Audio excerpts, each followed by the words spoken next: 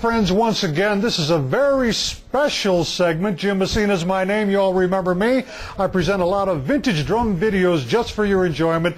This is a special segment today because you were just listening to a very talented, world-renowned drummer. His name is Art Weiss, and he's been kind enough to come and visit us today and show his talents on these vintage drums. Why don't you come on in here, Art? Say hello to my fellow vintage drum friends. Guys, this is Art Weiss. I just met the man yesterday, believe it or not. Now, the segment you just saw of him playing, he was playing a set of North drums that I just purchased, and we'll talk about those later. But this is his first time seeing my drum room, and we had a good time looking at everything, didn't we? What do you think? I love it. First of all, when I came in here, I was blown away. This is like a drum jungle for me. You know, I seen drums I never seen before. And thank you, Jim, to have me here. Well, this is incredible. This is like Lululand, you know.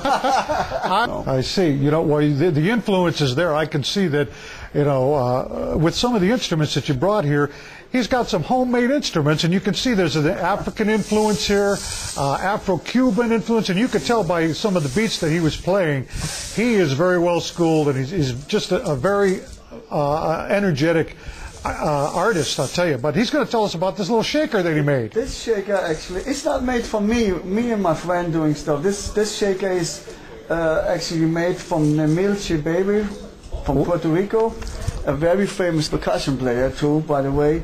But he made this out of 2 beer bottles. Actually, really? I don't know, can I say the name? Sure. Budweiser. Uh-huh.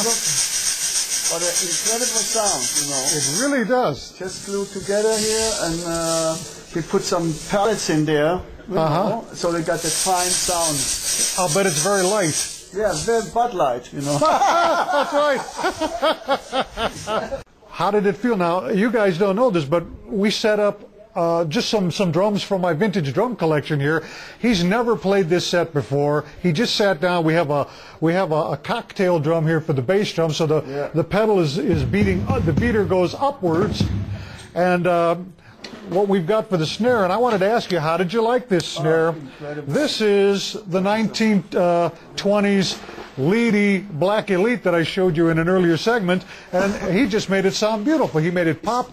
Is there still the original interior? Yes, that is the rolled pattern. Usually that's engraved, but this is the rolled pattern. But I gave him a choice between that drum and this other drum right here, which you may have seen before. This is a 20s Ludwig and Ludwig, Super Ludwig in white marine pearl, but he seemed to like that's actually Bunny Carlos's black LEEDY there. 1 minute. Hold it up like this. 1 minute. Oh, a little bit of technique there for you. Play, you know what I mean? This is very heavy. Tell you what we're going to do right now. We're going to see him doing it his way. We're going to take a little break, and we're going to see Art whizzing around this set with no sticks. We'll be right back.